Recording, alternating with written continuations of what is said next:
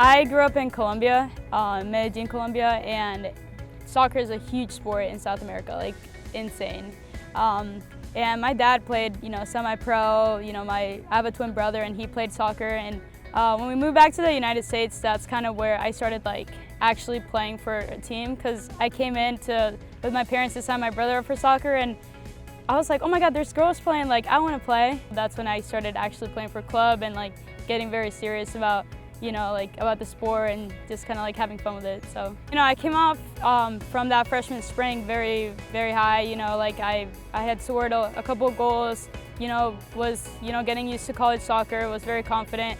And then, yeah, first day of preseason in the afternoon practice, tear my ACL. It was rough because, coming off, a good freshman year, good spring, and then first day, you have your hopes up for the season to play, all year long, and then from day number one, you're out for almost a year. That injury takes a long time to recover, and it's not easy.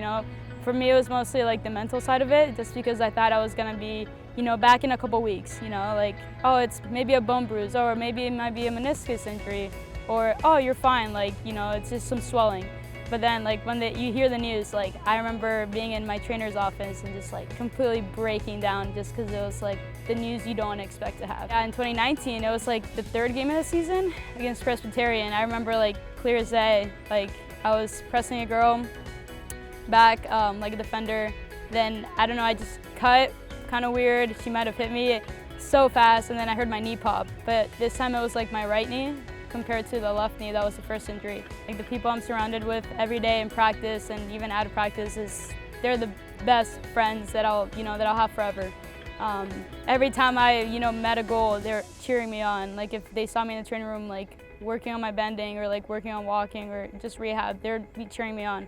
A lot of, I like to do a lot of extra work outside the field, and a lot of my team and friends would come out with me and do drills with me, just so I could get my confidence back and gain those touches back. So I just couldn't thank them enough for everything they did for me. So with Citadel, that was after my second one, and I remember we played on the Savannah campus, and it was just a beautiful field. I was okay, let's go.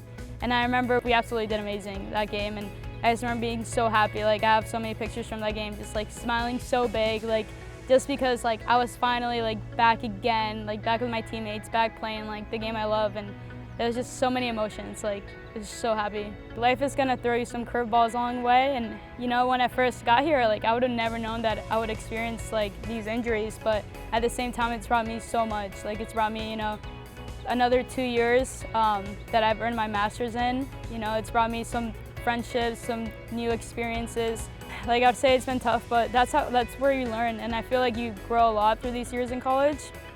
And if it wasn't for all the people that I've met, the support I've had through these injuries, I don't know where I would be, because I felt I grew so much within these past almost 6 years here. God has a plan for me, and I'm excited to see what my life is gonna be after here. But definitely hard work and dedication has helped me along the way. So.